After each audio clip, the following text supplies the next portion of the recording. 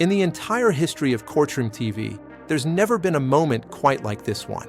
It's a story that has echoed across the internet, a modern legend whispered in comment sections and shared in viral posts. The story goes that a 12-year-old boy, armed with an iPhone and an attitude, walks into the courtroom of the world's most feared judge.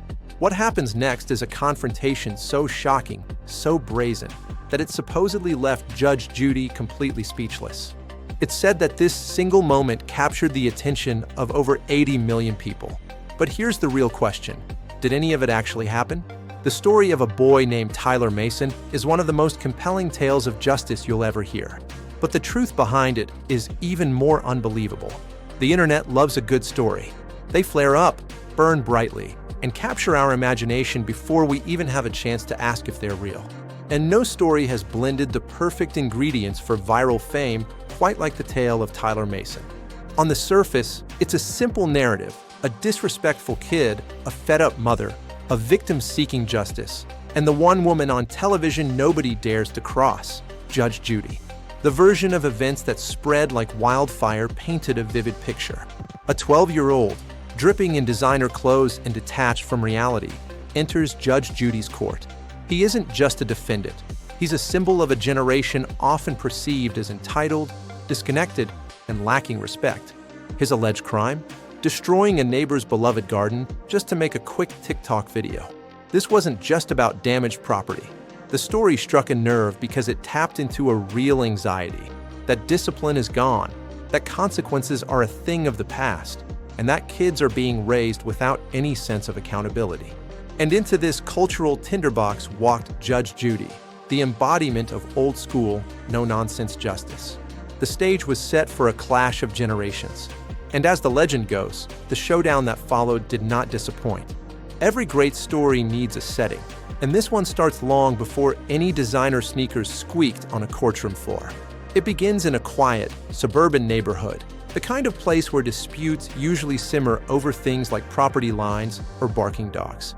But the conflict between the Mason family and their elderly neighbor, a widow named Mrs. Rodriguez, had gone way beyond that.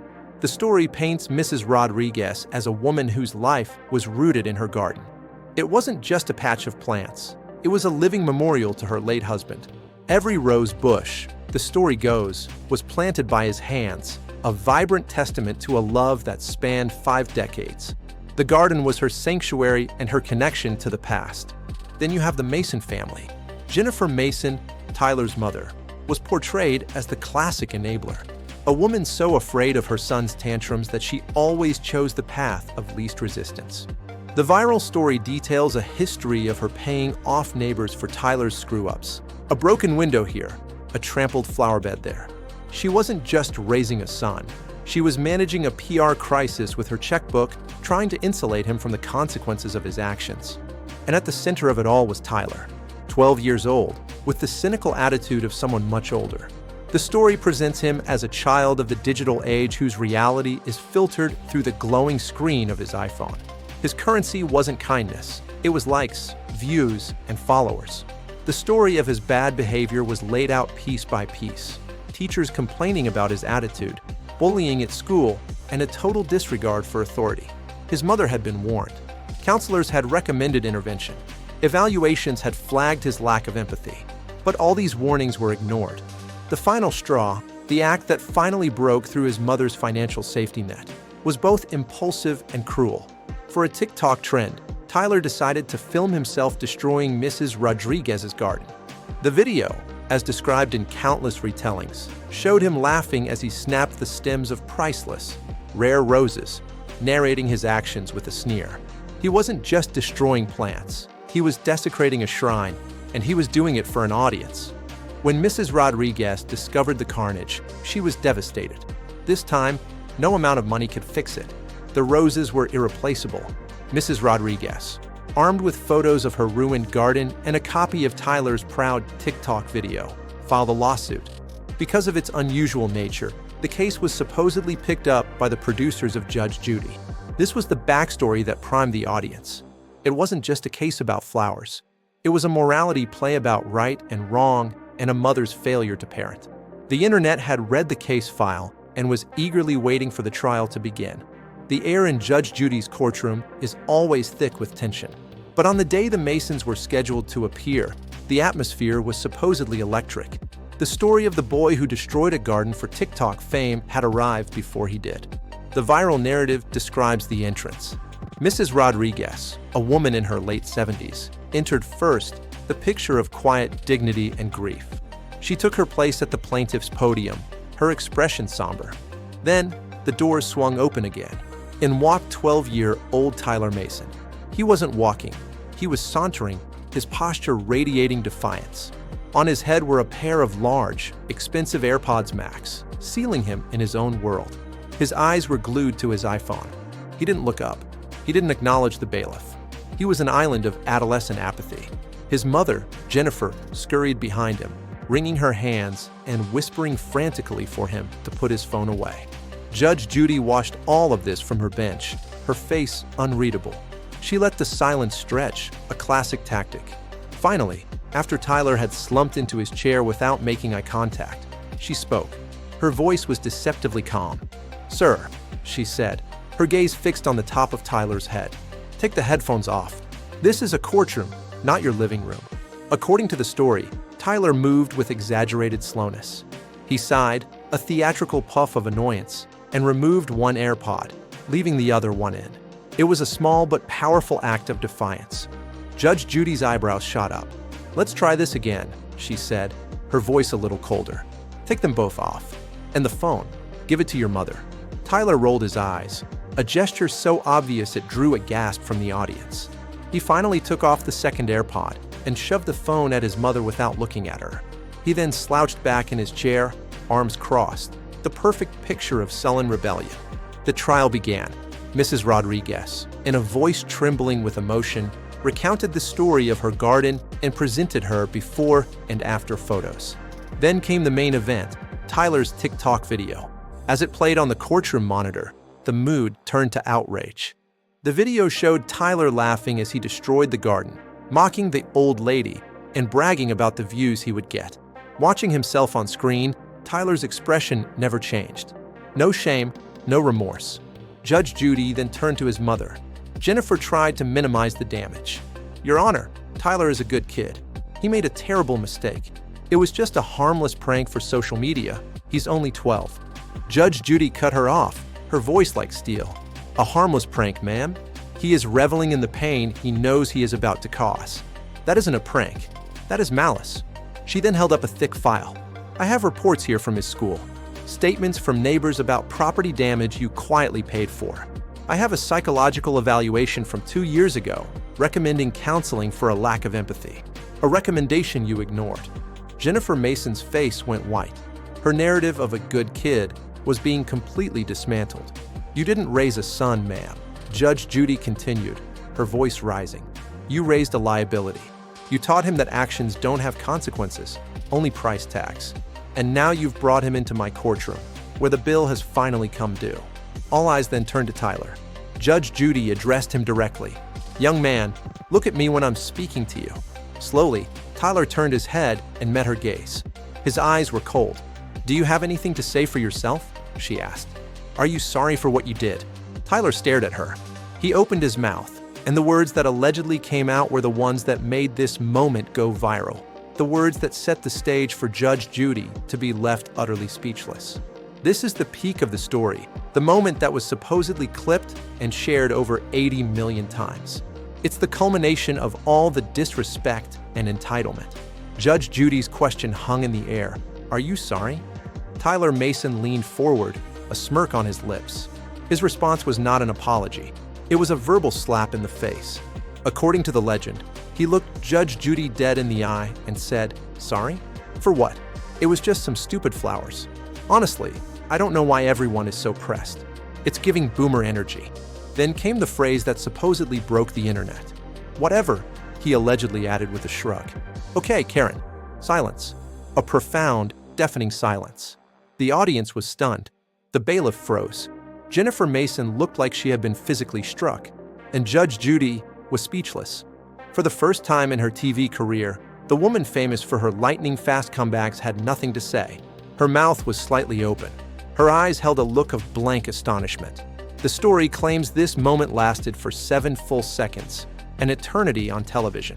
A 12-year-old boy had, with 2 words, disarmed the most formidable judge on TV.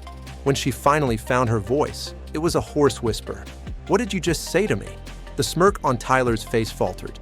He had expected yelling, not this. He seemed to realize he might have crossed a line. The shock on Judge Judy's face slowly began to curdle into a cold, focused rage. "Petty Officer Byrd," she said, her voice dangerously calm. "Ensure the defendant does not move a muscle." She turned her gaze back to Tyler, and the full force of her judicial fury was unleashed. "You think this is a game," she began. "You think words like respect and empathy are jokes. You stand there in your $1,000 sneakers, bought by a mother who has failed you at every turn, and you mock a woman who has lost everything. And then you have the audacity to throw your pathetic, recycled internet slang at me." Tyler was no longer smirking. His face was pale, his bored mask replaced by genuine fear. "You want to know what energy is?" she continued. "I'll show you. Judgment for the plaintiff for $5,000, the maximum. But the real punishment has nothing to do with money. This is where the story delivers its satisfying finale. Judge Judy allegedly ordered Tyler to personally replant Mrs. Rodriguez's garden for 1 full year, under her direct supervision. His phone and all electronics were to be confiscated for 6 months. He was banned from social media for 2 years, and he and his mother were mandated to attend joint counseling. As a now ashamed Tyler and his weeping mother were escorted out, the story ends with a powerful lesson in justice. It was perfect, almost too perfect. And that's the moment we have to stop and ask the question that's been lingering. The story is gripping. The climax is satisfying. But what if I told you that none of it is real? The entire story of Tyler Mason, the 12-year-old who called Judge Judy a Karen, is a complete fabrication. There is no record of a case involving a Tyler Mason on Judge Judy. A search of episode archives and court records yields nothing. The viral moment shared over 80 million times simply does not exist.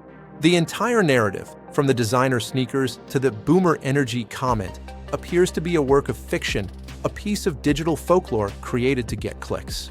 One YouTube channel that presents this tale even admits in its description that its videos are fictional stories for entertainment. This revelation is, in its own way, more shocking than the story itself. Why would someone create such an elaborate lie? And more importantly, why did so many of us believe it? First, the legal inaccuracies. Judge Judy doesn't have the authority to impose a sentence like that. On her TV show, she acts as an arbitrator, not a sitting judge in a real courtroom. The participants sign a contract agreeing to let her resolve their dispute. Her power is limited to awarding monetary damages up to $5,000. She can't sentence people to community service, order therapy, or confiscate their property. In fact, any judgment she awards is paid by the show's producers, not the defendant. The poetic justice handed down to Tyler is simply outside the scope of her actual power. Second, the character of Tyler Mason is a caricature, an assembly of every negative stereotype about kids today. He feels less like a real child and more like a strawman built to prove a point. Real-life defendants on the show are rarely the pure, unfiltered evil that the fictional Tyler represents. Finally, the idea of Judge Judy being left speechless is a huge red flag. Her entire brand is built on her unshakable composure. The thought of a 12-year-old's insult completely shutting her down is a compelling plot twist precisely because it goes against everything we know about her. So, we're left with a ghost. A story that feels real but has no basis in reality. The case file of Tyler Mason is empty. The viral video doesn't exist. The moment that silenced a judge never happened. The real story isn't about what a boy did to Judge Judy. It's about what this fictional story reveals about us. The fact that the Tyler Mason story is fake doesn't make it any less significant. It went viral not in spite of being fake, but because of how perfectly it was constructed to feel true. At its core, the story works because it tells people something they already want to believe. It validates a powerful worldview, that society is in decline, that kids are becoming more disrespectful, and that old-fashioned discipline is the answer. For anyone frustrated by modern parenting or annoyed by a teen glued to their phone, the story of Tyler Mason isn't just a story, it's a confirmation. We're quick to believe things that confirm our biases, and many people are motivated to believe a character like Tyler Mason exists. The story also presents a clear-cut moral universe. Tyler is bad, Mrs. Rodriguez is good, and Judge Judy is the hero. There's no gray area. This simple, black-and-white framing makes it easy to accept. It aligns with our desire for a world that makes sense, where good is rewarded and evil is punished in a satisfyingly direct way. The story's emotional power is also off the charts. Research shows that content evoking strong emotions like anger and disgust spreads much faster than content that doesn't. The Tyler Mason story is an emotional roller coaster designed for maximum virality. It generates outrage at his disrespect, sympathy for the victim, and a profound sense of satisfaction at the end. And of course, the choice of Judge Judy as the hero is a stroke of genius. She is a trusted, almost mythical figure. Placing this fictional drama in her courtroom gives it immediate, unearned credibility. We trust Judge Judy to deliver justice. So when we hear a story about her delivering the ultimate form of justice, our brains are primed to accept it. Finally, the narrative provides a powerful sense of catharsis. In a world where justice often feels slow or complicated, the Tyler Mason story offers a swift and perfect resolution. The punishment fits the crime poetically. It's the ending we want to be true, and that desire can easily override our critical thinking. So what did this boy do to leave Judge Judy speechless? The answer is nothing, because Tyler Mason doesn't exist.